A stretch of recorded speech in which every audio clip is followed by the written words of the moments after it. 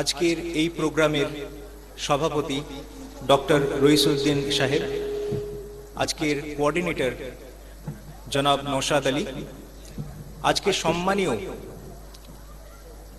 উপস্থিত সম্মানীয় পণ্ডিত ডক্টর শ্রী শ্রী কালীপদ বন্দ্যোপাধ্যায়, সম্মানীয় প্রফেসর ডক্টর সুরঞ্জন মিদ্দে, আমার সম্মানীয় বড়রা এবং আমার প্রিয় ভাই ও বোনেরা, আপনাদের সকলকে আমি ইসলামিক কায়দায় আমন্ত্রণ জানাই। আসসালামু আলাইকুম ওয়া রাহমাতুল্লাহি ওয়া বারাকাতুহু। আল্লাহর শান্তি, রহমত এবং বরকত আপনাদের সকলের উপরে অশেষভাবে বর্ষিত হোক। আলহামদুলিল্লাহ, নাহমাদুহু ওয়া নাস্তাঈনুহু ওয়া নাস্তাগফিরুহু ওয়া নু'মিনু বিহি ওয়া নাতাওয়াক্কালু আলাইহি ওয়া নাউযু বিল্লাহি মিন শুরুরি আনফুসিনা ওয়া মিন সাইয়্যাতি আমালিনা মান ইয়াহদিহিল্লাহু ফালা মুযিল্লা লাহু ওয়া মান ইউযলিলহু ফালা হাদিয়া লাহু ওয়া আশহাদু আল লা ইলাহা ইল্লাল্লাহু ওয়াহদাহু লা শারীকা লাহু ওয়া আশহাদু আন্না মুহাম্মাদান আবদুহু ওয়া রাসূলুহু আম্মা বা'দ। আউযু বিল্লাহি মিনাশ শাইতানির রাজীম। বিসমিল্লাহির রহমানির রহিম। কুল ইয়া আহলাল কিতাব তাআলাউ ইলা কালিমাতিন সাওয়াইন বাইনানা ওয়া বাইনাকুম আল্লাহ না'বুদু ইল্লাল্লাহ ওয়া লা নুশরিকা বিহি শাইআন ওয়া লা ইয়াত্তাখিযা বাযুনা বাযাম আরবাবাম মিন দুনিল্লাহ ফা ইন তাওয়াল্লাউ ফাকুলু আশহাদু বিআন্না মুসলিমুন। বিসমিল্লাহির রহমানির রহিম। রব্বি ইশরাহ লি সাদরি ওয়া ইয়াসসির লি আমরি ওয়াহলুল উকদাতাম মিন লিসানি ইয়াফকাহু কাওলি। আজকের যে গুরুত্বপূর্ণ আলোচ্য বিষয় নিয়ে আমাকে আলোচনা করতে বলা হয়েছে আজকের এই বক্তব্যের মাধ্যমে, আজকের এই ডায়ালগ বা সিম্পোজিয়ামের মাধ্যমে, সেটা হচ্ছে হিন্দুইজম অ্যান্ড ইসলাম। বাংলায় অনুবাদ করলে হিন্দু ধর্ম ও ইসলাম। বিষয়টা খুবই গুরুত্বপূর্ণ। আর এই আলোচনা সভার গুরুত্ব বেড়ে গেছে যেহেতু আমাদের কাছে উপস্থিত রয়েছেন দুজন বিশিষ্ট হিন্দু পণ্ডিত ব্যক্তি। আমরা তাদের কথা শুনলাম এবং এরপরে এর পরবর্তী পর্বটা এগিয়ে নিয়ে যাব ইনশাআল্লাহ। আমি সেটা চেষ্টা করব এবং বক্তব্যটা বেশিরভাগটাই বাংলা ভাষায় দেওয়ার চেষ্টা করব। বক্তব্যের শুরুতেই আমি কোরআন মাজিদের একটি আয়াত পাঠ করেছিলাম। সেটা কোরআন মাজিদের সূরা ইমরান সূরা নম্বর 3 আয়াত নম্বর 64। কোরআন মাজিদ সূরা ইমরান সূরা নম্বর 3 আয়াত নম্বর 64। সেখানে আল্লাহ সুবহানাহু ওয়া তাআলা বলছেন, কুল ইয়া আহলাল কিতাব, বলো হে আহলে কিতাব, তাআলাউ ইলা কালিমাতিন সাওয়াইন বাইনানা ওয়া বাইনাকুম, এসো সেই কথার দিকে যা এক রকম আমাদের ও তোমাদের মধ্যে। প্রথম কথাটা কি? আল্লাহ না'বুদু ইল্লাল্লাহ, আমরা উপাসনা করব, ওয়ার্শিপ নান বাট আল্লাহ, আমরা আল্লাহ ব্যতীত অন্য কাহারও উপাসনা করব না। প্রথম কথা। ওয়ালা নুশরিকা বিহি শাইআন, আমরা ওনার সঙ্গে, আল্লাহর সঙ্গে অন্য কাহাকে উপাসনায় শরীক করব না।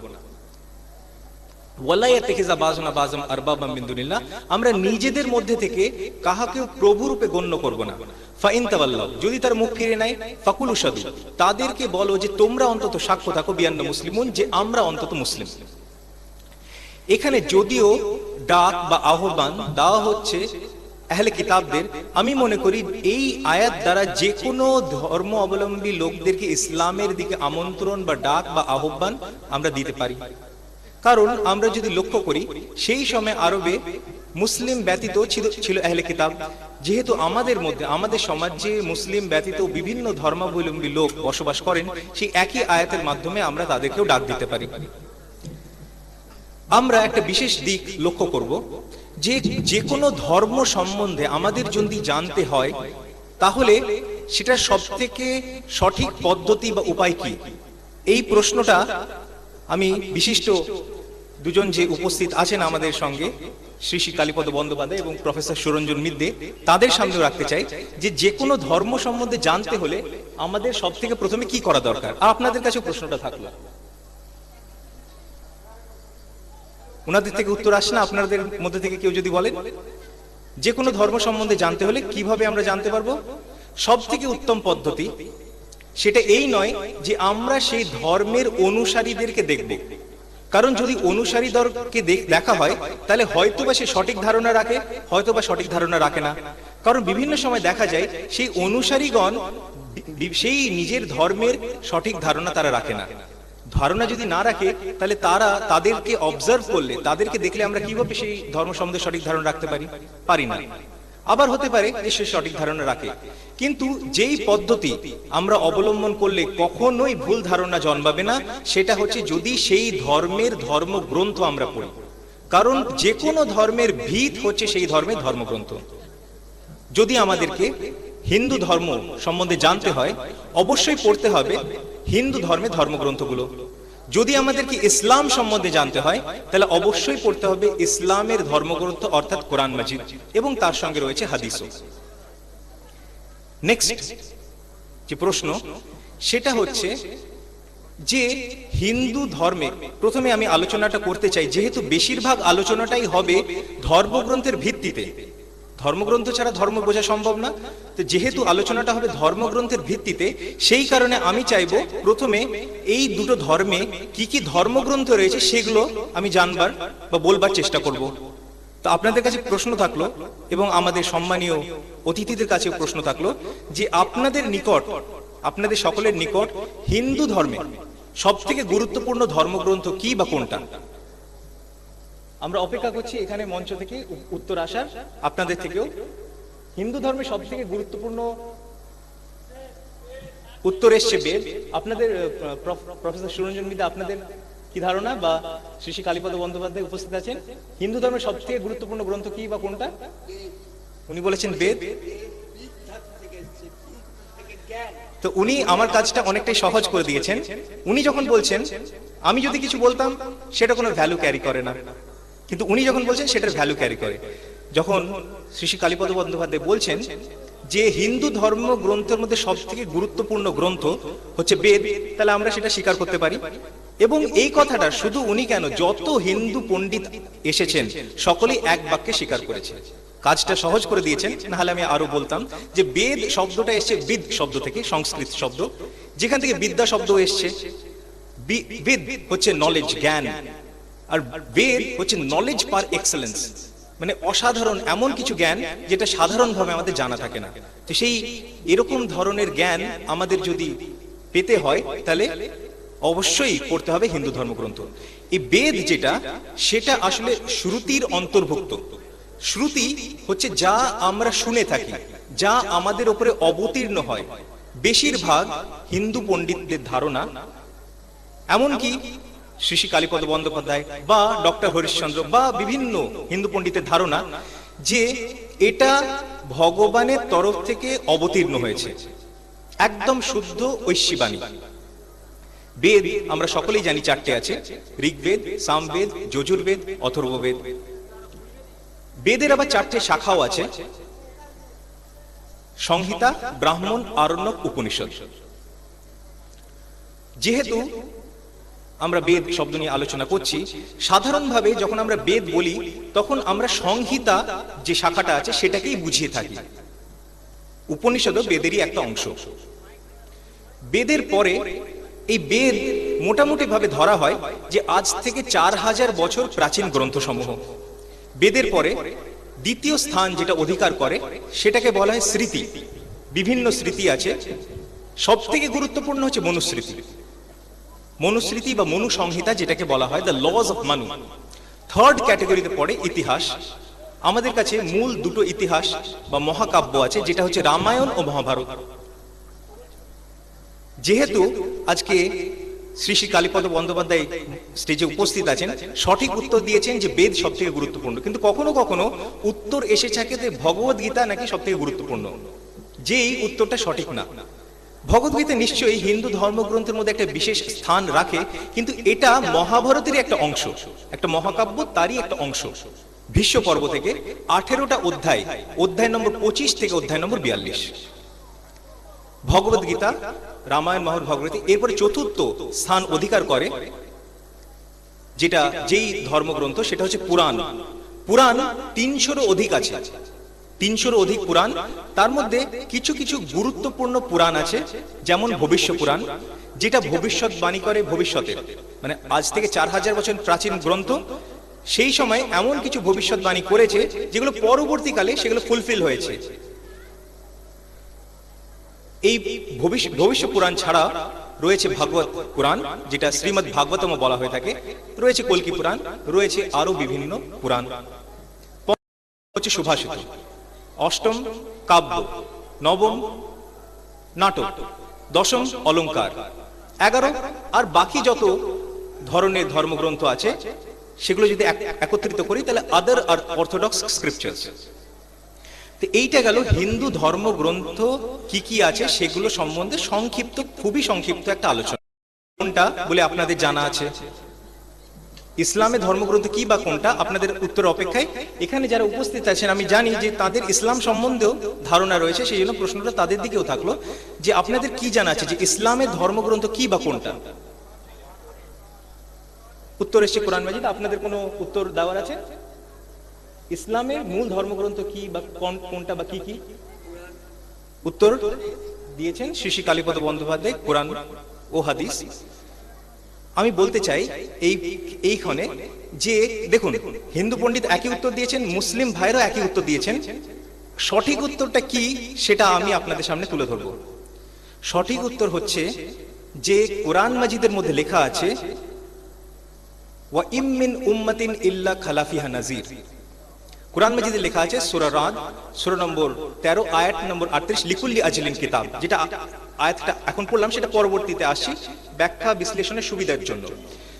সূরা রাদ সূরা নম্বর 13 আয়াত নম্বর 38, লিকুল্লি আজলিন কিতাব, যার অর্থ হচ্ছে আল্লাহ সুবহানাহু ওয়া তাআলা অর্থাৎ একমাত্র উপাস্য পৃথিবীতে যুগে যুগে পাঠিয়েছেন বহু ধর্মগ্রন্থ। তাহলে প্রথমেই আমরা বুঝলাম যে ইসলাম স্বীকৃতি দিচ্ছে বিভিন্ন ধর্মগ্রন্থ যে পৃথিবীর বুকে অবতীর্ণ হয়েছে সে কথা। একটা অসাধারণ কথা কিন্তু আমরা জানতে পারলাম, মুসলিমরাও জানতে পারলাম, অমুসলিমরাও জানতে পারলাম, যে কোরআন বলছে বিভিন্ন ধর্মগ্রন্থ পৃথিবীর বুকে আল্লাহ সুবহানাহু ওয়া তাআলা যুগে যুগে নাজিল করেছেন, অবতীর্ণ করেছেন। পরবর্তী প্রশ্ন, যে কোরআন মাজিদের মধ্যে কটা গ্রন্থের কথা বলা হয়েছে? এটা আমি মুসলিমদের থেকেই উত্তরটা পাবো বলে অপেক্ষা করছি। কটা গ্রন্থের কথা বলা হয়েছে? উত্তর এসেছে 4টে। এই উত্তরটাই আমি আশা করছিলাম। যত জায়গায় আমি বক্তব্য রেখেছি আর এই প্রশ্ন করেছি সব জায়গা থেকেই উত্তর 4টেই এসছে, কিন্তু উত্তরটা যে সঠিক কি সেটা আমরা দেখবার চেষ্টা করব।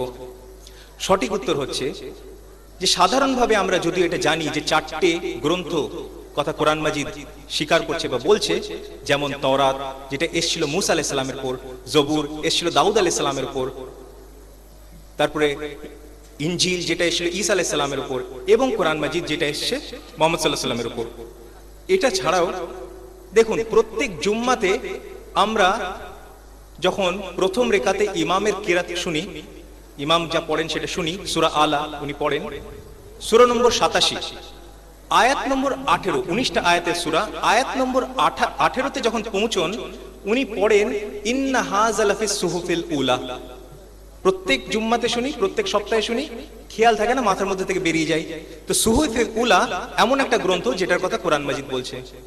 পরের আয়াতে বলছে ইন্না হাযা লাফিস সুহুফিল উলা সুহুফে ইব্রাহিম ওয়া মূসা, অর্থাৎ সুহুফে ইব্রাহিম এবং সুহুফে মূসা, আরো দুটো গ্রন্থের কথা যেটা কোরআন মাজিদে উল্লেখ আছে।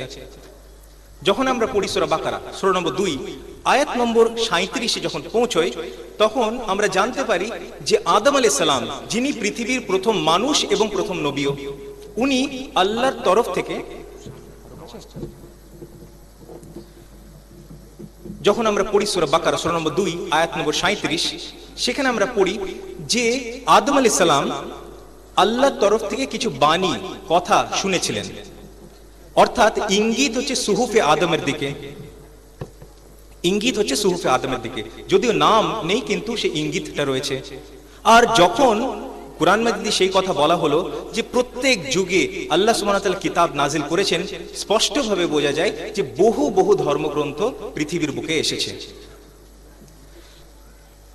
এই কথাটা ঠিক প্রথমে যে উত্তরটা দিয়েছিলেন যে আজকের দিনে যেহেতু শেষ গ্রন্থ এসে গেছে, কোরআন মাজিদ শেষ গ্রন্থ হিসেবে এসে গেছে, সেই কারণে আজকের দিনে মুসলিমদেরকে অবশ্যই মেনে চলতে হবে কোরআন মাজিদ, এবং তার সাথে সাথে হাদিস, যেটা মুহাম্মদ সাল্লাল্লাহু আলাইহি ওয়াসাল্লাম যে কোরআন মাজিদ যে ব্যাখ্যা সেটা করেছেন, হাদিসের মধ্যে থেকে আমরা সেটা পাই।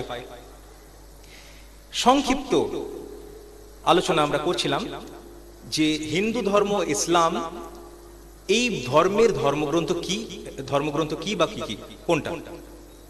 এরপরে আমরা মূল আলোচনায় আসব। এই মূল আলোচনাতে আমরা যা কিছু বলবো, যা কিছু শুনবো, সমস্ত কিছুই হবে ধর্মগ্রন্থের উদ্ধৃতি সহকারে। ধর্মগ্রন্থের উদ্ধৃতি ছাড়া একটা কথাও হবে না ইনশাআল্লাহ। প্রথমেই যেই তত্ত্ব বা কনসেপ্ট সব থেকে গুরুত্বপূর্ণ একটা ধর্মের মধ্যে, সেটা হচ্ছে কনসেপ্ট অফ গড। সেই উপাস্য সম্বন্ধে সেই ধর্ম কি ধারণা রাখে, তাই তো নাকি? সেই ধর্মে উপাস্য সম্বন্ধে কি ধারণা রাখে সেটা সব থেকে গুরুত্বপূর্ণ তত্ত্ব সেই ধর্মের। তো দেখা যাক, প্রথমে হিন্দু ধর্ম উপাস্য সম্বন্ধে কি ধারণা রাখে, পরে ইসলাম উপাস্য সম্বন্ধে কি ধারণা রাখে। কাজটা যেহেতু বিশিষ্ট পণ্ডিতেরা বসে আছেন, আমার কাজটা অনেকটা সহজ করে দিয়েছেন। শ্রী শ্রী কালীপদ বন্দ্যোপাধ্যায় দুটো উদ্ধৃতি দিয়েছেন, দুটো শ্লোক পড়েছেন। আমি সেই শ্লোকগুলো পড়ব এবং তার উদ্ধৃতি সহকারে আপনাদের সামনে তুলে ধরব। উনি বলেছিলেন, আপনাদের হয়তো স্মরণে আছে, যে একম এবং অদ্বিতীয়ম। উনি বলেছিলেন এক এবং অদ্বিতীয়। সংস্কৃত ও বাংলা কাছাকাছি ভাষা, বুঝতে অসুবিধা হয় না। একম এবং অদ্বিতীয়ম, এক এবং অদ্বিতীয়, অর্থাৎ উপাস্য শুধুমাত্র একজন, দ্বিতীয় কেউ নেই। উদ্ধৃতিতে উনি দেননি, উদ্ধৃতি আমি আপনাদেরকে দিচ্ছি। ছান্দোগ্য উপনিষদ, অধ্যায় 6, ভাগ 2, শ্লোক 1, চ্যাপ্টার নম্বর 6, সেকশন নম্বর 2, ভার্স নম্বর 1। যদি আমরা পড়ি শ্বেতাশ্বতর উপনিষদ, চ্যাপ্টার নম্বর 6, অধ্যায় 6, শ্লোক 9, সেখানে লেখা আছে, না চাস্যে কসিত জনিতা না চাদিপা, of him there are neither parents nor lord. Of him there are neither parents nor lord. উনার কোনো পিতামাতা নেই, উনার কোনো প্রভু নেই। আমি অনুরোধ করব যে দুজন বিশিষ্ট পণ্ডিত বসে আছেন, সংস্কৃতে বিশেষভাবে বিশেষজ্ঞ শ্রী শ্রী কালীপদ বন্দ্যোপাধ্যায়, আমার কোনো ভুল হলে উনি আপনাদের সামনে যেন ধরিয়ে দেন। শ্বেতাশ্বতর উপনিষদ, না চাস্যে কসিত জনিতা না চাদিপা, of him there are neither parents nor lord. যদি আমরা পড়ি শ্বেতাশ্বতর উপনিষদ, অধ্যায় 4, শ্লোক 19, সেখানে লেখা আছে, না তাস্য প্রতিমা আস্তি। সেই একমাত্র ভগবান, তার কোনো মূর্তি নেই, প্রতিমা নেই।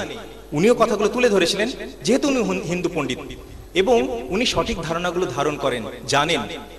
বেশিরভাগ সাধারণ লোকের সেই সঠিক ধারণাগুলো থাকে না। তো উনি এই কথাগুলো সঠিকভাবে তুলে ধরেছিলেন যে সেই ভগবানের কোনো মূর্তি নেই, তাহলে এতগুলো মূর্তি বানিয়ে আমরা পূজা, মানে যে উপাসনা করছি, কেন করছি, কি জন্য করছি? ধর্মগ্রন্থ কি বলছে? যে তার কোনো মূর্তি নেই।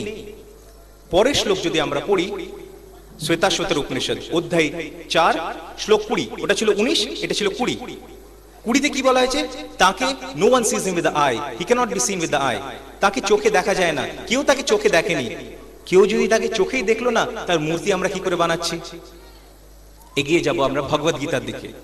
ভগবদ গীতা, অধ্যায় 10, শ্লোক 3, সেখানে লেখা আছে যে হি ইজ আনবর্ন, উনি কখনো জন্মাননি, ভগবান কখনো জন্মাননি।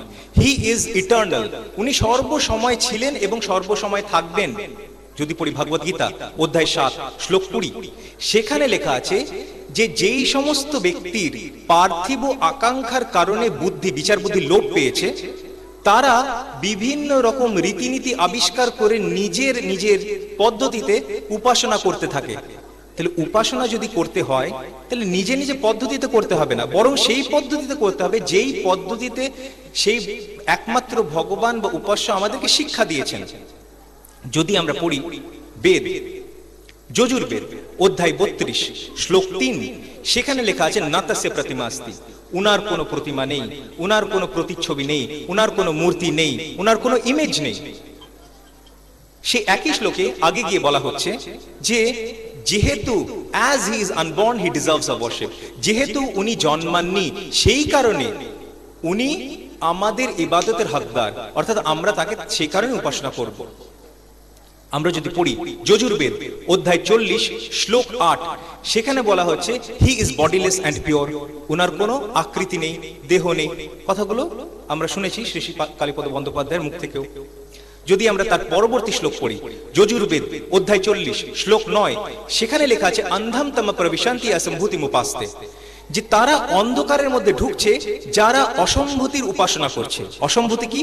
অসম্ভূতি আর কিছুই না, বরং যেই জিনিসগুলো মানুষ তৈরি করেনি নিজে হাতে, যেমন হাওয়া, যেমন জল বা পানি, যেমন আগুন বা অগ্নি, এই সমস্ত জিনিস যারা উপাসনা করছে তারা অন্ধকারের মধ্যে ঢুকছে। কে বলছে? ইঞ্জিনিয়ার শোয়েব মোহাম্মদ বলছে না, বেদ বলছে। আমি বললে কথার কোনো দাম থাকতো না, বেদ যখন বলছে কথা গুরুত্ব রাখে। সেই একই শ্লোকের মধ্যে তারপরে বলা হচ্ছে যে যারা সম্ভূতির উপাসনা করছে, যারা সম্ভূতির উপাসনা করছে তারা আরো গভীর থেকে গভীর অন্ধকারের মধ্যে ঢুকে পড়ছে। তাহলে সম্ভূতি অসম্মতি ও সম্মতি কোনো কিছুরই উপাসনা করা যাবে না। উপাসনা যদি করতে হয় সেই একমাত্র বিশ্ব প্রতিপালকের করতে হবে, একমাত্র বিশ্ব প্রভুর করতে হবে, যিনি আমাদেরকে তার জ্ঞান বিভিন্ন ধর্মগ্রন্থের মাধ্যমে দিয়েছেন। যদি আমরা পড়ি অথর্ববেদ বুক number 20 him number 58 verse number 3 লেখা আছে দেব মহাসি, গড ইজ ভেরিলি গ্রেট, নিশ্চয়ই ভগবান দেব মহান। যদি পড়ি ঋগ্বেদ বুক number 1 him number 164 verse number 46 সেখানে লেখা আছে যে truth is one, god is one, sages call him by a variety of names, ekyam sat vipra bahuda vedanta, সত্য এক, ভগবান বা উপাসক মাত্র একজন, এবং উনাকে বিভিন্ন নামে ডাকা হয়ে থাকে। তো এই শ্লোক যখন পড়লাম তাহলে একটা আরো ভুল ধারণা যেটা সাধারণভাবে হিন্দু ভাইদের মধ্যে প্রচলিত আছে, মানে যে ধারণাটা ছড়িয়ে আছে যে এতগুলো নাম আমরা বুঝতে পারছি না কি নামগুলোর ব্যাপারটা কি বোঝাতে চাইছে, বিভিন্ন আলাদা আলাদা ভগবান উপাস্য। এই বেদের ব্যাখ্যা কিন্তু ক্ল্যারিফাই করছে, আমাদের সামনে পরিষ্কারভাবে তুলে ধরছে যে না, সে একটাই ভগবান, তার বিভিন্ন গুণবাচক নাম আছে। একই কথা কিন্তু কোরআন মাজিদের মধ্যেও লেখা আছে, সূরা ইসরা সূরা নম্বর 17 আয়াত নম্বর 110, কুলিদুল্লাহ Abidur Rahman আইয়াম মাতাদু ফালাউল Asmaul Husna, say call upon him by Allah or call upon him by Rahman, by whatever name you call upon him it is best, for him belongs the most beautiful names। তাকে আল্লাহ বলেই ডাকো না কেন বা রহমান বলেই ডাকো না কেন, সমস্ত ভালো ভালো নাম হচ্ছে তার, সমস্ত ভালো ভালো নাম হচ্ছে তার, এবং সেই সমস্ত ভালো ভালো নাম দিয়ে তাকে ডাকা যায়। তো এই গুণবাচক নামের দিক দিয়ে হিন্দু ধর্ম ও ইসলাম একই কথা বলছে, এবং দুটো ধর্মে সে একই দিক তুলে ধরছে যে ভগবান শুধুমাত্র একজন। ইসলাম আল্লাহ সম্বন্ধে বা উপাস্য সম্বন্ধে কি ধারণা রাখে সেটা যদি আপনাকে কেউ প্রশ্ন করে আপনি খুব সহজে উত্তর দিতে পারেন। আপনি তাকে পড়ে শোনাবেন সূরা ইখলাস সূরা নম্বর 112 আয়াত 1 থেকে 4, কুল হুয়াল্লাহু আহাদ আল্লাহু সামাদ লাম ইয়ালিদ ওয়া লাম ইউলাদ ওয়া লাম ইয়াকুল লাহু কুফুয়ান আহাদ। বলো আল্লাহ এক এবং একক, আল্লাহু Samad, he is the absolute, the eternal, উনি সর্বসময় ছিলেন, সর্বসময় থাকবেন। লাম ইয়ালিদ ওয়া লাম ইউলাদ, না উনি কাউকে জন্ম দেন, না উনি কারো থেকে জন্মেছেন। ওয়া লাম ইয়াকুল লাহু কুফুয়ান আহাদ, উনার সমতুল্য কেউ নেই। আমরা হিন্দু ধর্মগ্রন্থ থেকে শ্লোক পড়েছি, কোরআন মাজিদ থেকে আয়াত পড়েছি, এবার দেখি এই দুটোর মধ্যে সাদৃশ্য আছে না আলাদা আলাদা ধারণা তারা রাখে, একই ধারণা রাখে। যখন আমরা বলছি কুল হু আল্লাহু আহাদ, সে একই কথা আমরা বলছি এক্যম এবং অদ্বিতীয়ম। আল্লাহ বলো আল্লাহ এক এবং একক, বলো ভগবান এক এবং দ্বিতীয় কেউ নেই। আল্লাহু সামাদ, আল্লাহ দ্য অ্যাবসলিউট, দ্য ইটারনাল, একই কথা লেখা আছে ভগবদ গীতা অধ্যায় 10 শ্লোক 3, লাম ইয়ালিদ ওয়া লাম ইউলাদ, না উনি কাউকে জন্ম দিয়েছেন, না উনি কারো থেকে জন্মেছেন। একই কথা লেখা আছে না চাষে কাছে জানিতা না চাদিপা, উনার কোনো পিতামাতা নেই, উনার কোনো প্রভু নেই। ওয়ালাম ইয়াকুল লাহু কুফুয়ান আহাদ, উনার কোনো সমতুল্য নেই। না তাসে প্রতিমা আস্তি, যজুর্বেদ অধ্যায় 32 শ্লোক 3, উনার কোনো প্রতিমা নেই, উনার কোনো সমতুল্য নেই। এইটা গেল সংক্ষিপ্ত ধারণা, সংক্ষিপ্ত ধারণা। আর তাছাড়া আরেকটা শ্লোক আমার মনে পড়ে গেল, উনি বলেছিলেন এক্যম ব্রাহ্মদূতে নাস্তে নেহনা নাস্তে কিঞ্চন। এই শ্লোকটা রয়েছে ব্রহ্মসূত্রের মধ্যে, দ্য ব্রহ্মসূত্র অফ হিন্দু বেদান্তা, এক্যম ব্রাহ্মদূতে নাস্তে নেহনা নাস্তে কিঞ্চন। ভগবান একজনই আছেন, দ্বিতীয় কেউ নেই, নেই নেই সামান্যতম নেই। আমরা আলোচনা করছিলাম খুবই সংক্ষিপ্ত সেই একমাত্র উপাস্যের, একমাত্র আল্লাহর ধারণা হিন্দু ধর্মগ্রন্থ ইসলাম থেকে আমরা এগিয়ে যাব।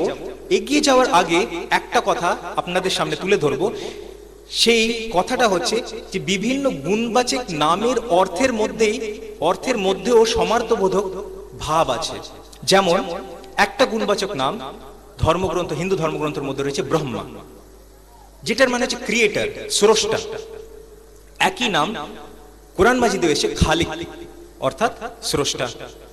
যেমন এসে বিষ্ণু, সাস্টেনার, সে একই কথা এসছে কোরআন মাজিদেও রব, প্রভু। সে একইভাবে, এটা অনেকেরই হয়তো জানা নেই, মুসলিমদের এবং অমুসলিমদের একইভাবে হয়তো জানা নেই যে হিন্দু ধর্মগ্রন্থের মধ্যেও আল্লাহ শব্দটা রয়েছে। এটা কি আপনাদের জানা আছে না নেই? হিন্দু ধর্মগ্রন্থে আল্লাহ শব্দটা রয়েছে, জানা আছে আপনাদের? এটা জানা ছিল না। তো অনেকেরই জানা নেই, মুসলিমদের বা হিন্দুদেরও জানা নেই। এটা রয়েছে ঋগ্বেদ বুক number 2 him number 1 verse number 11, Rigveda বুক number 3 him number 30 verse number 10, Rigveda বুক নাম্বার সেই একমাত্র উপাস্যকে আখ্যা মানে ডাকার জন্য সে কথাটাও বলা হয়েছে। এমনকি তিনজন বিশিষ্ট পণ্ডিত পিপলদ সনত যান অথর্ব ঋষির কাছে এবং প্রশ্ন করেন যে আমাদেরকে এই উত্তরটা কি দিতে পারবেন যে সেই একমাত্র উপাস্যের আসল নাম কি বা কি নামে ডাকতে পারি? সে উত্তরে অথর্ব ঋষি বলেছিল আল্লাহ। তাহলে এত গুরুত্বপূর্ণ স্থান এই আল্লাহ শব্দটা যেমন কোরআন মাজিদের মধ্যে এসছে, ইসলামের মধ্যে এসছে, সেই একই শব্দ কিন্তু হিন্দু ধর্মগ্রন্থের মধ্যেও এসছে, যেটা হয়তো অনেকেরই আমাদের জানা নেই। খুব গুরুত্বপূর্ণ ব্যাপার আমরা জানতে পারলাম। আর এছাড়া গুণবাচক নামের সাদৃশ্য সেটা তো আগেই তুলে ধরলাম, যেমন ব্রহ্মা খালি, বিষ্ণু হচ্ছে রব, ইত্যাদি ইত্যাদি। এরপরে আমি এগিয়ে যাব দ্বিতীয় যে আলোচনাটা করব, concept of prophets and messengers.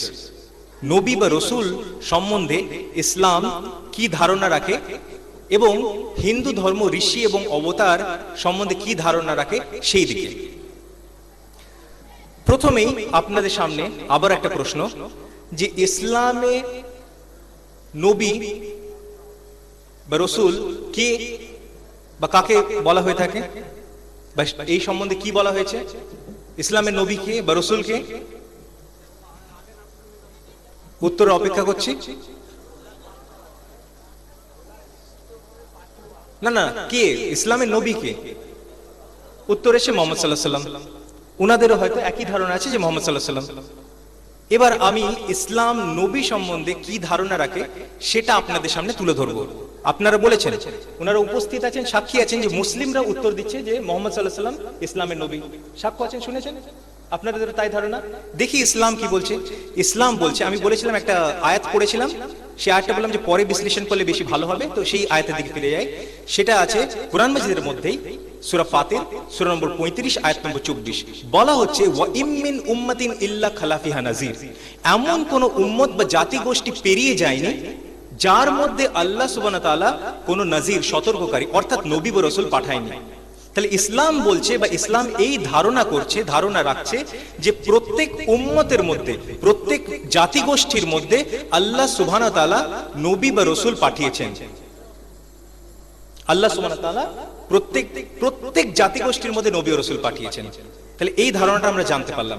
এমনকি সূরা বাকারা সূরা নম্বর 2 আয়াত নম্বর 136 সেখানে বলা হয়েছে যে we believe in Allah and the revelation which is sent down to you, O Prophet Muhammad sallallahu alaihi wasallam, and that which was sent to Abraham, peace be upon him, to Ishmael, peace be upon him, to Isaac, peace be upon him, to Jacob, peace be upon him, and to the tribes, peace be upon them all, and that which was given to Moses, peace be upon him, and Jesus, peace be upon him, and to all the prophets from their Lord, we make no distinction between one and another of them. অর্থাৎ আমরা ঈমান এনেছি, বিশ্বাস করছি আল্লাহর প্রতি এবং আমাদের প্রতি যা অবতীর্ণ হয়েছে অর্থাৎ কোরআন মাজিদের প্রতি, কিন্তু আমরা এও বিশ্বাস করছি যা অবতীর্ণ করা হয়েছিল পূর্বে ইব্রাহিম আলাইহিস সালামের উপর, ইসমাইল আলাইহিস সালামের উপর, ইসহাক আলাইহিস সালামের উপর, ইয়াকুব আলাইহিস সালামের উপর, এবং দ্য ট্রাইবস, ওনার যে 12 সন্তানের মধ্যে যত নবী ও রাসূল এসেছেন তাদের উপরে যা পাঠানো হয়েছে তার উপর, এবং যা পাঠানো হয়েছে মূসা আলাইহিস সালাম এবং ঈসা আলাইহিস সালামের উপর, এবং যা পাঠানো হয়েছে সমস্ত নবী আল্লাহর তরফ থেকে প্রেরিত নবীর উপর যা পাঠানো হয়েছে, আমরা সকল কিছুর উপরে ঈমান আনছি, বিশ্বাস আনছি, কারণ আমরা বিভিন্ন নবীদের মধ্যে কোনো পার্থক্য করি না। তাহলে আমরা কি জানতে পারলাম যে ইসলাম সমস্ত নবী বা ঋষিকে স্বীকৃতি দেয়, নবী বা রাসূলকে স্বীকৃতি দেয়। যেহেতু মুহাম্মদ সাল্লাল্লাহু আলাইহি ওয়াসাল্লাম শেষ নবী, সেই জন্য আজকের দিনে অবশ্যই মানতে হবে মুহাম্মদ সাল্লাল্লাহু আলাইহি ওয়াসাল্লামকে। কিন্তু আমি অপর আয়াত দিয়ে কি পরিষ্কার বোঝালাম যে ইসলামের প্রতিষ্ঠাতা মুহাম্মদ সাল্লাল্লাহু আলাইহি ওয়াসাল্লাম না, বরং ইসলাম আছে সেই সময় থেকে যেই সময় থেকে আদম আলাইহিস সালাম পৃথিবীর প্রথম মানুষ হিসেবে, পৃথিবীর প্রথম নবী হিসেবে এসেছিলেন, সেই সময় থেকে ইসলাম এসছে। এবং আল্লাহ সুবহানাহু ওয়া তাআলা বলছেন সূরা শূরা সূরা নম্বর 42 আয়াত নম্বর 13 এর মধ্যে যে প্রত্যেক যুগে আমি একই দিন পাঠিয়েছি, দিন ইসলাম, যা পাঠিয়েছি আপনার উপর অর্থাৎ মুহাম্মদ সাল্লাল্লাহু আলাইহি ওয়াসাল্লামের উপর, যা পূর্বে পাঠিয়েছি নূহ আলাইহিস সালামের উপর, ইব্রাহিম আলাইহিস সালামের উপর, মূসা আলাইহিস সালামের উপর, ঈসা আলাইহিস সালামের উপর, এবং সকলকেই বলেছিলাম যে তোমরা দিন প্রতিষ্ঠা করো এবং নিজেদের মধ্যে ভাগ হইও না। ইসলাম কি বলছে? সমস্ত নবীকে স্বীকৃতি দিতে হবে, সমস্ত নবীকে মানতে হবে, বিশ্বাস করতে হবে। যেহেতু শেষ যুগ, শেষ নবী মুহাম্মদ সাল্লাল্লাহু আলাইহি ওয়াসাল্লাম এসে গেছেন, মানতে হবে মুহাম্মদ সাল্লাল্লাহু আলাইহি ওয়াসাল্লামকে, এই কথাটা বলছি। না হলে একটা পাল্টা প্রশ্ন থাকতে পারতো যে যদি শুধুমাত্র মুহাম্মদ সাল্লাল্লাহু আলাইহি ওয়াসাল্লামকে স্বীকৃতি দেওয়া হয়, তাহলে সেই যুগের আগের লোকেদের কি হবে? আমাদের কাছে কোনো উত্তর থাকতো না। কিন্তু এখন উত্তর আছে, কোরআন মাজিদের আয়াত সে ব্যাখ্যা করছে। বিভিন্ন নবী ও রসুল এসছে। আমরা জানি কোরআন মাজিদে শুধুমাত্র 25টা নবী ও রসুলের নাম সহকারে এসছে। যেমন 1 নম্বরে আদম আলাইহিস সালাম, 2 নম্বরে ইদ্রিস আলাইহিস সালাম, 3 নম্বরে নূহ আলাইহিস সালাম, 4 নম্বরে হুদ আলাইহিস সালাম, 5 নম্বরে সালেহ আলাইহিস সালাম, 6 নম্বরে ইব্রাহিম আলাইহিস সালাম, 7 নম্বরে লূত আলাইহিস সালাম, 8 নম্বরে ইসমাঈল আলাইহিস সালাম, 9 নম্বরে ইসহাক আলাইহিস সালাম, 10 নম্বরে শোয়েব আলাইহিস সালাম, 11 নম্বরে ইয়াকুব আলাইহিস সালাম, 12 নম্বরে ইউসুফ আলাইহিস সালাম, 13 নম্বরে ইউনুস আলাইহিস সালাম, 14 নম্বরে যুলকিফল আলাইহিস সালাম, 15 নম্বরে আইয়ুব আলাইহিস সালাম, 16 নম্বরে মুসা আলাইহিস সালাম, 17 নম্বরে হারুন আলাইহিস সালাম, 18 নম্বরে ইলিয়াস আলাইহিস সালাম, 19 নম্বরে ইয়াসা আলাইহিস সালাম, 20 নম্বরে দাউদ আলাইহিস সালাম, 21 নম্বরে সুলাইমান আলাইহিস সালাম, 22 নম্বরে জাকারিয়া আলাইহিস সালাম, 23 নম্বরে ইয়াহিয়া আলাইহিস সালাম, 24 নম্বরে ঈসা আলাইহিস সালাম এবং 25 নম্বরে মুহাম্মদ সাল্লাল্লাহু আলাইহি ওয়াসাল্লাম। ইসলামের মধ্যে শুধু 25টা নবীর কথা বলা হয়েছে কোরআন মাজিদের মধ্যে। কিন্তু আল্লাহ সুবহানাহু ওয়া তাআলা এও বলছেন যে সূরা নম্বর 4 আয়াত নম্বর 164 সূরা নিসা এবং সূরা গাফির সূরা নম্বর 24 আয়াত নম্বর 78 যে হে নবী মুহাম্মদ সাল্লাল্লাহু আলাইহি ওয়াসাল্লাম, আপনার আগে বহু রাসূল ও নবীকে পাঠানো হয়েছে। এমনকি হাদিসের মধ্যে থেকে আমরা পাই মুসনাদ আহমদ হাদিস নম্বর 21257, সেখানে বলা হয়েছে মুহাম্মদ সাল্লাল্লাহু আলাইহি ওয়াসাল্লাম বলছেন, শেষ নবী মুহাম্মদ সাল্লাল্লাহু আলাইহি ওয়াসাল্লাম বলছেন যে আল্লাহ পৃথিবীর বুকে পাঠিয়েছেন 1,24,000 নবী, যার মধ্যে 315 জন ছিলেন রাসূল। তাহলে হাদিস আছে মুহাম্মদ সাল্লাল্লাহু আলাইহি ওয়াসাল্লামের শিক্ষা, উনি শেষ নবী হয়েও সমস্ত পূর্ববর্তী নবীকে স্বীকৃতি দিচ্ছেন এবং মুসলিমদেরকে বাধ্য করছেন সকলের প্রতি আস্থা আনতে, সমস্ত পূর্ববর্তী ঋষির প্রতি আস্থা আনতে মুহাম্মদ সাল্লাল্লাহু আলাইহি ওয়াসাল্লাম বলছেন। এই কথা হাদিস মুহাম্মদ সাল্লাল্লাহু আলাইহি ওয়াসাল্লামের বাণীর মধ্যে আমরা পাই। আমরা জানি যে মুহাম্মদ সাল্লাল্লাহু আলাইহি ওয়াসাল্লাম এই কথাগুলো পূর্ববর্তী নবীদের স্বীকৃতি বা ঈমান আনতে, তাদের উপর আশা ভরসা রাখতে বলেছেন। সে একইভাবে বিভিন্ন পূর্ববর্তী গ্রন্থের মধ্যে সেই শেষ নবী বা ঋষি হয়ে যিনি আসবেন অর্থাৎ মুহাম্মদ সাল্লাল্লাহু আলাইহি ওয়াসাল্লাম, সেই ভবিষ্যৎবাণী কিছু রয়েছে সেই হিন্দু ধর্মগ্রন্থের মধ্যে এবং অন্যান্য ধর্মগ্রন্থের মধ্যেও। সেই কিছু কিছু সংক্ষিপ্ত ভবিষ্যৎবাণী আমি মনে করি আপনাদের সামনে তুলে ধরা খুব প্রয়োজন এবং আমি চেষ্টা করব সংক্ষিপ্ত সময় যতটা বেশি আমরা উদ্ধৃতি তুলে ধরতে পারবো ততটা বেশি আমরা চেষ্টা করব। প্রথমেই ভবিষ্যৎবাণীগুলোর মধ্যে যেই ভবিষ্যৎবাণীর দিকে আপনার দৃষ্টি আকর্ষণ আমি করতে চাই সেটা হচ্ছে ভবিষ্য পুরাণ, পর্ব 3, খণ্ড 3, অধ্যায় 3, শ্লোক 5 থেকে 28। সেই ভবিষ্যৎবাণী ভবিষ্য পুরাণের এই মোটে 24খানা আয়াতের মধ্যে মুহাম্মদ সাল্লাল্লাহু আলাইহি ওয়াসাল্লামের ভবিষ্যৎবাণী শেষ নবী ও শেষ ঋষি হিসেবে নাম সহকারে এসে, নাম মোহাম্মদ সে নাম সহকারে এসে এবং দুবার ভবিষ্যৎবাণী এসে একই অধ্যায়ের মধ্যে। পর্ব 3, খণ্ড 3, অধ্যায় 3, শ্লোকা 10 to 28। এছাড়া আরো বিভিন্ন ভবিষ্যৎবাণী রয়েছে, যার মধ্যে একটা ভবিষ্যৎবাণী খুবই গুরুত্বপূর্ণ, সেটার বিভিন্ন জায়গায় এসে। তার মধ্যে অথর্ববেদ বুক number 20, him number 127, verse 1 to 14 তার মধ্যেও এসছে।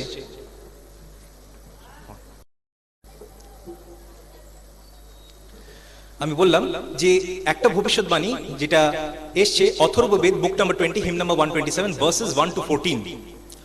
সেখানে প্রথম শ্লোকের মধ্যে রয়েছে নরাশংস শব্দ। বলা হচ্ছে ইন্দ্রজন উপশ্রুত নরাশংস স্তবিষ্যতি, অর্থাৎ হে লোকজন শোনো, এখানে নরাশংসের প্রশংসা করা হবে। সে এই নরাশংস কে সেটার আমাদেরকে জানতে হবে, বুঝতে হবে, এর তাৎপর্য সম্বন্ধে আমাদের জানতে হবে, বুঝতে হবে।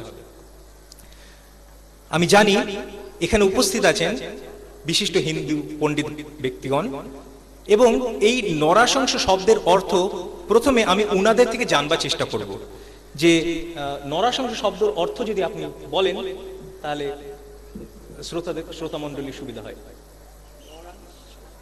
নরাশংস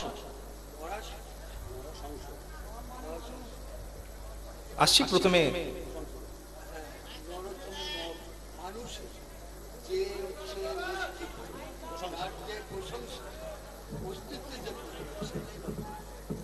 উত্তর এসছে, এখন দরকার নেই, পরবর্তী উত্তরে আবার দেবেন মাইক্রোফোনটা এগিয়ে। উনি ব্যাখ্যা করেছেন যে মানুষ দ্বারা প্রশংসিত, মানুষ দ্বারা প্রশংসিত। নরাশংস শব্দের অর্থ বুঝতে গেলে কোনো সংস্কৃত পণ্ডিত হওয়ার দরকার নেই, খুবই সহজ উত্তর, ভেঙে ভেঙে আপনাদের সামনে তুলে ধরবো, আপনারা সকলেই বুঝতে পারবেন। নরাশংস শব্দ এসছে নর যুক্ত আশংস থেকে। নর অর্থাৎ একটা মানুষকে বোঝাচ্ছে, পুরুষকে বোঝাচ্ছে, এবং আশংস বহু প্রশংসিত বা উচ্চ প্রশংসিত। এই নরাশংস শব্দ দ্বারা কিছুই বোঝাচ্ছে না, বরং বোঝাচ্ছে একজন মানুষ যিনি বহু প্রশংসিত হবেন এবং যার নাম হবে বহু প্রশংসিত। আমরা জানি যে আরবিতে এর অনুবাদ করলে হয় মুহাম্মদ, যেই শব্দের অর্থ হচ্ছে বহু প্রশংসিত, অর্থাৎ মুহাম্মদ সাল্লাল্লাহু আলাইহি ওয়াসাল্লামের নাম বহু প্রশংসিত এবং উনি যে সকল মানুষ অর্থাৎ মুসলিম অমুসলিম নির্বিশেষে সকলের দ্বারা বহু প্রশংসিত, সেটাও আমরা জানি। তো এই নরাশংস শব্দ দ্বারা অন্য কাউকেই বোঝাচ্ছে না, বরং মুহাম্মদ সাল্লাল্লাহু আলাইহি ওয়াসাল্লাম যখন শেষ যুগে শেষ নবী ও ঋষি হিসেবে আসবেন সেই কথার দিকে ইঙ্গিত করা হচ্ছে। কোথায়? অথর্ববেদ বুক number 20 him number 127 verse number 1। এখানে বলছে উষ্ট্রাস্য প্রবাহন, অর্থাৎ উনি উট, ক্যামেল কে যানবাহন হিসেবে ব্যবহার করবেন। এবার একটা বিশেষ দিক আমরা লক্ষ্য করব যে যখন এই কথা বলা হচ্ছে যে উনি উট যানবাহন হিসেবে ব্যবহার করবেন, যাতায়াতের জন্য ব্যবহার করবেন, একটা জিনিস বোঝা যাচ্ছে যে উনি ভারতীয় কোনো ঋষি হবেন না। লোকে প্রশ্ন করতে পারে এটা আবার কি রকম কথা, উটে চড়ার সঙ্গে ভারতীয় ঋষি হবেন না, এটার আবার কি এর মধ্যে, মানে এটার মধ্যে এই দুটো কথার মধ্যে কি মিল হলো? তো আমি তাদেরকে বলবো যে এটা এই কারণে যে মনুস্মৃতি, মনুসংহিতা অধ্যায় 11 শ্লোক 202 সেখানে লেখা আছে একটা ব্রাহ্মণ বা ভারতীয় ঋষি উট বা গাধার উপরে চড়বেন না। তাহলে উটের ওপর যে ভারতীয় ঋষি চড়বেন না সেটা বলা হয়েছে। তো এখানে শেষ ঋষির যখন ভবিষ্যৎবাণী করা হচ্ছে উনি যে ভারত থেকে হবেন না সেই কথার দিকে ইঙ্গিত রইল। এরকম করে আমাদের সময় নেই যে পুরো 14টা শ্লোক আমরা বিস্তারিত আলোচনা করি। আমরা আরো যে ভবিষ্যৎবাণীগুলো আছে সেগুলোর দিকে যাব। যেমন অথর্ববেদ বুক number 20 him number 21 verse number 6, Atharvaveda বুক number 20 him number 21 verse number 7, Atharvaveda বুক number 20 him number 21 verse number 8, Atharvaveda বুক number 20 him number 21 verse number 9। এরপরে আবার ফিরে আসব সেই ভবিষ্যৎবাণীর দিকে। আচ্ছা, নরসংশ একটু পরেই আলোচনা করছি, আরো কয়েকটা ভবিষ্যৎবাণী আমি আপনাদের সামনে তুলে ধরি। ঋগ্বেদ বুক number 1 him number 53 verse number 9, Samaveda অগ্নি মন্ত্র নাম্বার सामवेद अग्नि मंत्र नंबर 64, सामवेद उत्तरार्चिक मंत्र नंबर 1500 1500। এই সামবেদ উত্তরার্চিক মন্ত্র নম্বর 1500 1500 সেখানে একটা খুব গুরুত্বপূর্ণ কথা লেখা আছে। কি লেখা আছে? লেখা আছে যে Ahmad will get the eternal law. আমরা জানি যে মুহাম্মদ সাল্লাল্লাহু আলাইহি ওয়াসাল্লামের আরেকটা নাম হচ্ছে আহমদ, দ্বিতীয় নাম আহমদ। বলা হচ্ছে এই মন্ত্রের মধ্যে, এই শ্লোকের মধ্যে যে আহমদ এমন একটা বিধিবিধান পাবেন যেটা হবে ইটারনাল, সর্বসময়ের জন্য। আমরা জানি যে নিশ্চয়ই আল্লাহ সুবহানাহু ওয়া তাআলা যুগে যুগে বহু গ্রন্থ পাঠিয়েছেন, কিন্তু যখন পরবর্তী গ্রন্থ এসে গেছে লোকে সেটাকেই মানবে, সেটাই স্বাভাবিক। কিন্তু যেহেতু কোরআন মাজিদ শেষ গ্রন্থ হিসেবে আল্লাহ সুবহানাহু ওয়া তাআলা নাজিল করেছেন, এইটা যে সর্বসময়ের জন্য বিধিবিধান, এই ব্যাপারটা আমাদের কাছে খুব স্পষ্ট হয়। আর এই একই ব্যাপারটা সামবেদের মধ্যে ভবিষ্যৎবাণী করা হয়েছে। আমরা ফিরে যাব নরাশংস শব্দ, যেটা আরবি শব্দ মুহাম্মাদের হুবহুব সমার্থবোধক শব্দ, সেইটার দ্বারা কত জায়গায় ভবিষ্যৎবাণী করা হয়েছে তার দিকে। আমরা জানি কোরআন মাজিদে মুহাম্মদ সাল্লাল্লাহু আলাইহি ওয়াসাল্লামের নাম মুহাম্মদ নামে মোট 5 বার এসেছে। 4 বার মুহাম্মদ নামে, 1 বার আহমদ নামে। কতবার এসেছে? 5 বার এসেছে। আমরা দেখব এবার হিন্দু ধর্মগ্রন্থের মধ্যে মুহাম্মদ সাল্লাল্লাহু আলাইহি ওয়াসাল্লামের ভবিষ্যৎবাণী, শেষ ঋষি, শেষ নবী হিসেবে কত জায়গায় এসেছে। নরাশংস শব্দ দ্বারা কত জায়গায় এসেছে, শুধুমাত্র একটা ভবিষ্যৎবাণী, তারপরে অন্য ভবিষ্যৎবাণী সময় থাকলে আমি আলোচনা করব। তো আপনারা গুনতে থাকুন, আমি বলতে থাকছি যে নরাশংস শব্দ দ্বারা, যার হুবহু আরবি শব্দ মুহাম্মাদের সমার্থবোধক শব্দ, এই শব্দ দ্বারা মুহাম্মদ সাল্লাল্লাহু আলাইহি ওয়াসাল্লামের ভবিষ্যৎবাণী হিন্দু ধর্মে কতবার এসেছে আপনারা গুনতে থাকুন, আমি বলতে থাকছি। Rig Ved, book number 1, hymn number 13, verse number 3. Rig Ved, book number 1, hymn number 18, verse number 9. Rig Ved, book number 1, hymn number 106, verse number 4. Rig Ved, book number 1, hymn number 142, verse number 3. Rig Ved, book number 2, hymn number 3, verse number 2. Rig Ved, book number 3, hymn number 29, verse number 11. Rig Ved, book number 5, hymn number 5, verse number 2. Rig Ved, book number 7, hymn number 2, verse number 2. Rig Ved, book number 10, hymn number 64, verse number 3. Rig Ved, book number 10, hymn number 182, verse number 2. Yajurved, Krishna Yajurved, book number 1, hymn number 6, verse number 4. Yajurved, book number 1, hymn number 7, verse number 4. Yajurved, Shukla Yajurved, chapter number 3, verse number 53. Yajurved, chapter number 20, verse number 37. Yajurved, chapter number 20, verse number 57. Yajurved, chapter number 21, verse number 31. Yajurved, chapter number 21, verse number 55. Yajurved, chapter number 27, verse number 13. Yajurved, chapter number 28, verse number 2. Yajurved, chapter number 28, verse number 19. Yajurved, chapter number 28, verse number 42. Yajurved, chapter number 29, verse number 27. Yajurved, Krishna Yajurved, Taittiriya Aranyak, book number 3. Yajurved, Shukla Yajurved, Shatpat Brahman, book number 1. Samved, Uttarachik, mantra number 1349. Atharvaved, book number 20, hymn number 127, verses 1 to 14. এবং এছাড়াও বহু জায়গায় আপনাদেরকে বলেছিলাম যে আপনারা গুনতে থাকুন, আমি বলতে থাকছি। কেউ কি কাউন্ট রেখেছিল? কেউ বলছে 21, অন্য কোন উত্তর? 25, অন্য কোন উত্তর? 26। কতগুলো যে আছে আমরা নিজেরাই হারিয়ে ফেলেছি। বলেছিলাম যে কোরআন মাজিদে মুহাম্মদ সাল্লাল্লাহু আলাইহি ওয়াসাল্লাম নাম সহকারে 5 বার এসেছে।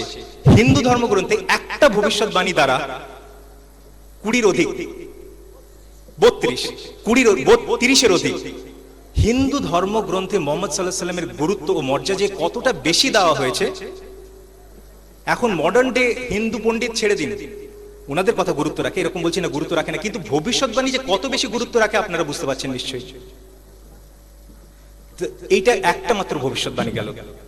নেক্সট যে ভবিষ্যৎবাণী যেটা আমি করতে চাই সেটা হচ্ছে কল্কি অবতার সম্বন্ধে। এই কল্কি অবতার সম্বন্ধে কি বলা হয়েছে হিন্দু ধর্মগ্রন্থে সেটার দিকে আমরা একটু নজর দেব, সেটার দিকে আমরা একটু দেখব। আবারও আমি প্রশ্ন করতে চাই বিশিষ্ট পণ্ডিত ব্যক্তি শ্রী শ্রী কালীপদ বন্দ্যোপাধ্যায়ের কাছ থেকে যে কল্কি শব্দের অর্থ কি? কল্কি শব্দের অর্থ হচ্ছে কলকা, ধ্বংসকারী, অর্থাৎ 4টে যুগ, অর্থাৎ সত্য, ত্রেতা, দ্বাপর, কলি। এই কলিযুগে যিনি অবতীর্ণ হননি, তিনি এসে যে অনাচার, তারপর দুর্বিচার এবং এই সমস্ত দুর্বিনীত অবস্থায় তিনি হচ্ছে অর্থাৎ যে কল্কি কলকা থেকে যে খারাপ যে জিনিসগুলো যেগুলো আছে সেইগুলোই তিনি সমাজে ধ্বংস করে আবার নতুন করে যুগের সৃষ্টি করবেন, সত্য, ত্রেতা, দ্বাপর, কলি। অর্থাৎ কিয়ামতের দিন একদিন আসবে, সেই মানে কলিযুগের পরে সেই কিয়ামতের দিনে বিচার হবে সব সেই এক জায়গায়।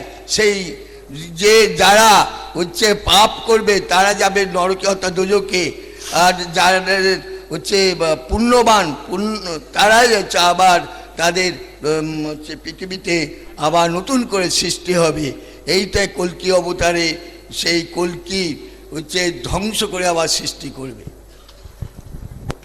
আমরা এতক্ষণ মন্তব্য শুনছিলাম বিশিষ্ট হিন্দু পণ্ডিত শ্রী শ্রী কালীপদ বন্দ্যোপাধ্যায় থেকে। আমি শুধু জানতে চেয়েছিলাম যে কল্কি শব্দের অর্থ কি। উনি একটা বড় বিস্তারিত ব্যাখ্যা করেছেন, পণ্ডিত ব্যক্তি সেই জন্য করেছেন। তো সেই ব্যক্তিকে আমরা সেটার দিকে অবশ্যই আসবো এবং উনি কিছু ধারণাও রাখেন, সেই ধারণার ভিত্তিতে উনি কিছু মন্তব্য করেছেন। মন্তব্যগুলো ঠিক না ভুল সেটা পরের ব্যাপার, কিন্তু অর্থটা আশা করি আপনাদের কাছে পরিষ্কার। কল্কি শব্দ এসছে কল্প থেকে, যেটা মানে হচ্ছে বিনাশ।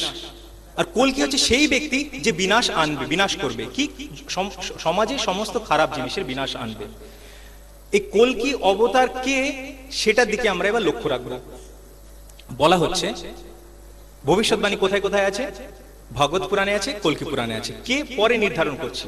উনি বলেছেন যে আসবে ভবিষ্যতে, নাকি এসে গেছে, নাকি আছে, দেখি সেটা পরে বিচার করছে, কিন্তু অর্থ পরিষ্কার।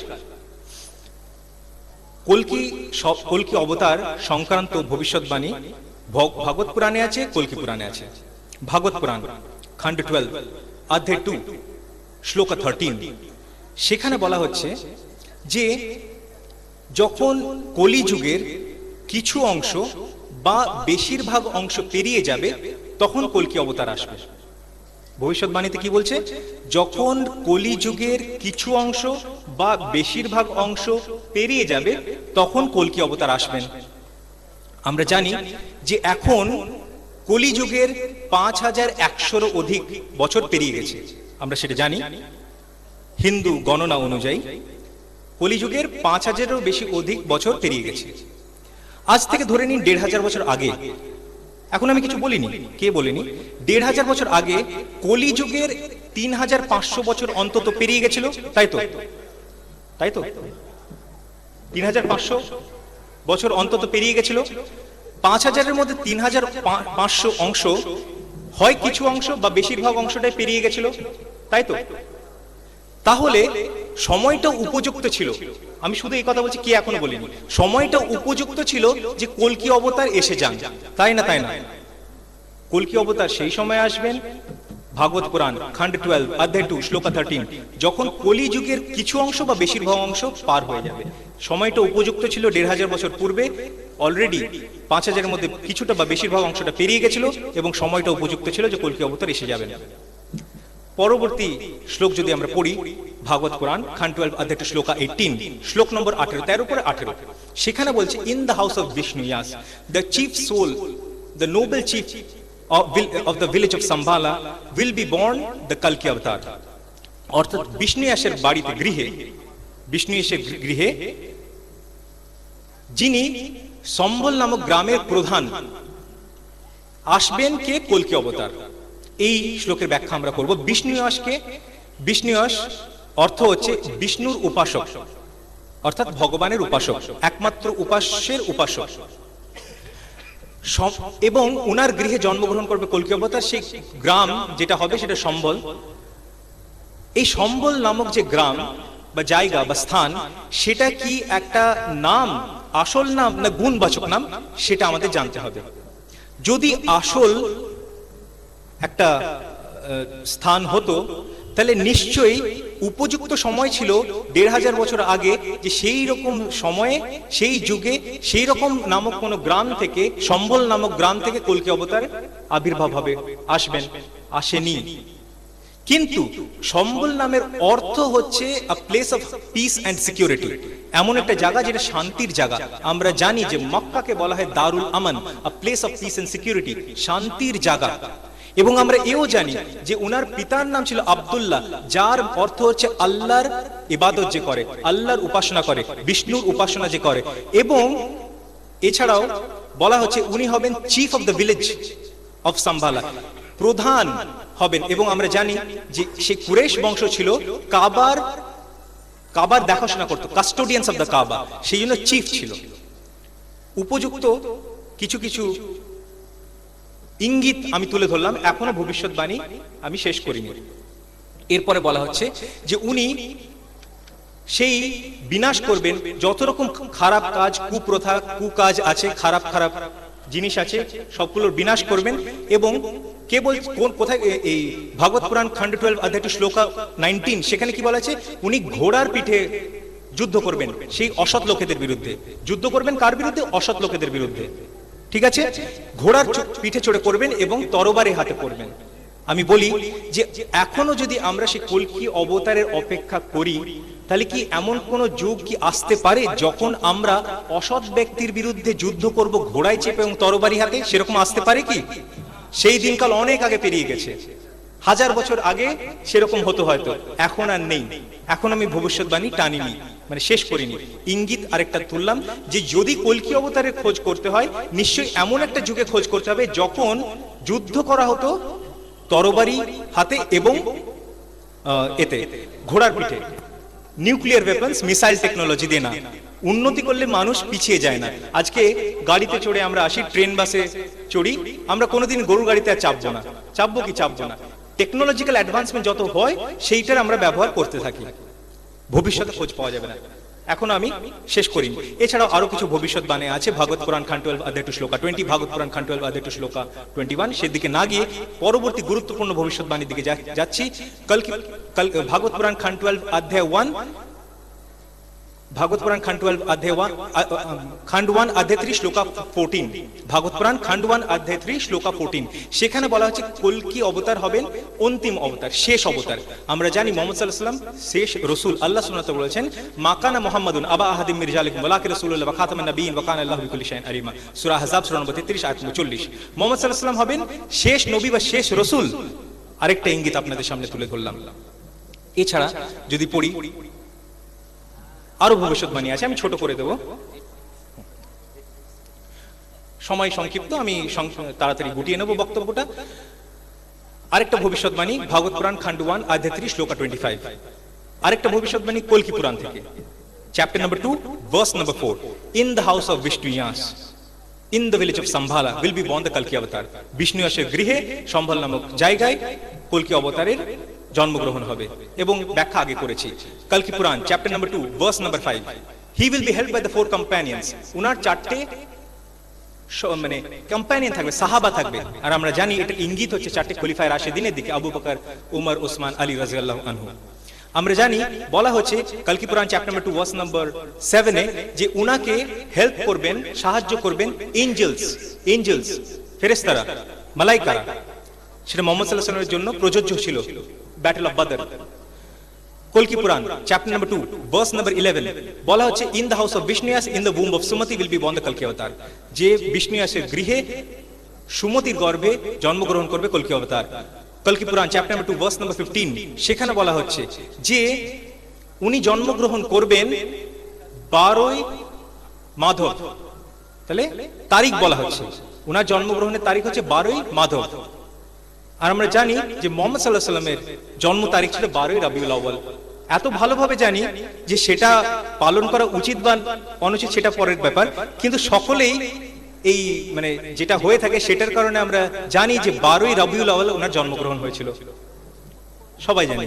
তো এতগুলো যখন ভবিষ্যৎবাণী একত্রিত আমরা করি, এবং আরেকটা কথা বলেছিলাম যে উনি উটের পিঠে চড়ে যাতায়াত করবেন, আজকের দিনে কেউ করে না, ভবিষ্যতেও করবে না। তো কাজেই ভবিষ্যতে ওনার খোঁজ পাওয়া যাবে না। খোঁজ যদি পেতে হয়, সেই কলকি অবতারকে যদি পেতে হয়, যার অপেক্ষায় আমরা আছি তার তিনি আসলে এসে চলেও গেছেন কার্যসিদ্ধি করে শিরকের বিরুদ্ধে। একমাত্র উপাস্যের যে পলিথেইজম, যে একমাত্র উপাস্য যেটা সকলের আমাদের মেনে নেওয়া উচিত, সেটার বিরুদ্ধে উনি বলে এসেও ছিলেন এবং চলে গেছেন কার্যসিদ্ধি করে। উনি চলে গেছেন আমাদের কাছে, সে শেষ গ্রন্থ দিয়ে গেছেন।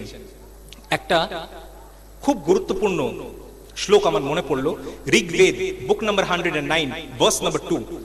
সেখানে বলা হয়েছে খুব গুরুত্বপূর্ণ কথা, যে সেই শেষ যুগে যখন শেষ ঋষি আসবেন তখন নতুন কিছু বাণী শ্লোক নাজিল হবে, অবতীর্ণ হবে, এবং তার দ্বারা কি হবে, এই ভবিষ্যৎবাণীগুলো কে করছে? আমি করছি কি?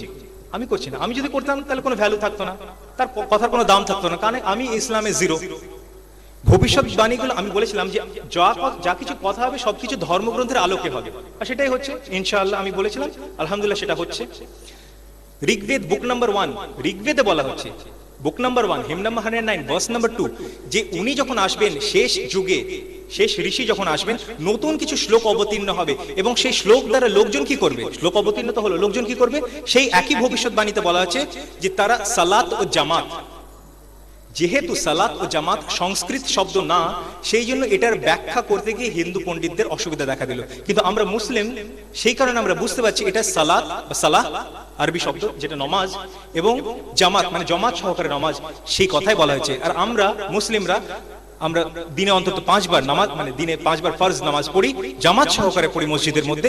এবং সেই সময় বেদের শ্লোক কিন্তু পাঠ করা হয় না, বরং বেদ যে ভবিষ্যৎবাণী করেছে শেষ যুগে শেষ ধর্মগ্রন্থ আসবে, সেটার বাণী কোরআন মাজিদের সূরা ফাতিহা এবং অন্যান্য সূরা আমরা পাঠ করে থাকি। ভবিষ্যৎবাণী তাই বলছি। একটা শেষ প্রফেসি আমি বলতে চাই, ভবিষ্যৎবাণী, তারপরে আমার বক্তব্য শেষ করতে হবে যেহেতু সময় খুবই সংক্ষিপ্ত। সেটা হচ্ছে যজুর্বেদ অধ্যায় 31 শ্লোক 18। সেখানে বলা হচ্ছে যে যখন আহমদ আসবেন, যখন মুহাম্মদ সাল্লাল্লাহু আলাইহি ওয়াসাল্লাম আসবেন, তখন উনাকে মানা ছাড়া অন্য কোনো পথ নেই। কত বড় কথা বেদ ভবিষ্যৎবাণী করছে। তা আমরা কি সেই বেদের কথা মানবো না? আমরা কি সেই কোরআনের কথা মানবো না? এটা কি করে সম্ভব? ঋগ্বেদ বলছে, book number 10, hymn number 71, verse number 4, seeing they see not, hearing they hear not, neither do they understand. Rigveda বলছে, আমি বলছি না। Book number 10, hymn number 71, verse number 4, তারা সিইং, দেখেও দেখে না, অর্থাৎ পড়ছে কিন্তু বুঝতে পারছে না, উপলব্ধি করছে না, শুনেও শোনে না, শুনছে কিন্তু শুনে উপলব্ধি করতে পারছে না, তারা কি বুঝতেও পারছে না। কেন বুঝতে পারছে না? কারণ আমাদের সেই সময় আমরা বার করছি না, সেই সময় আমরা দিচ্ছি না সেই ধর্মগ্রন্থগুলোকে স্টাডি করার জন্য, সেগুলো পড়াশোনা করার জন্য, গবেষণা করার জন্য। যত বেশি করব তত বেশি সঠিক কথা আপনারা সকলেই জানবো। যারা করেছেন তারা সকলেই জানেন, হিন্দু মুসলিম নির্বিশেষে, যে ভগবান শুধুমাত্র একজন, আল্লাহ শুধুমাত্র একজন, সকলেই জানেন। আমরা পণ্ডিত ব্যক্তিদের থেকেও সেই কথাগুলোই শুনে থাকি, আজকেও শুনলাম, আগেও শুনেছি। তাহলে এই কথাগুলো বলা হয়েছে, আরো বিভিন্ন কথা ছিল কিন্তু সময় সংক্ষিপ্ত থাকার কারণে বক্তব্য এখানে গুটিয়ে আনতে হচ্ছে। সূরা ইউনুস সূরা নম্বর 10 আয়াত নম্বর 108, সেই আয়াতের মাধ্যমে কুল ইয়া আইয়ুহান নাস কাদ জাআকুমুল হাক্কু মির রাব্বিকুম, say truth has arrived from your lord. বলো যে সত্য অর্থাৎ কোরআন মাজিদ তোমাদের কাছে এসে গেছে তোমাদের প্রভুর তরফ থেকে। যে এই সত্যকে নিল সে নিজের জন্যই ভালো করলো, যে নিল না সে নিজেরই ক্ষতি করলো, এবং আমাকে পাঠানো হয়নি যে তোমরা কিভাবে জীবন ধারণ করবে সেটার দিকে নজর রাখার জন্য। ওয়া আখিরুদ দাওয়ানা আনিল হামদুলিল্লাহি রাব্বিল আলামিন।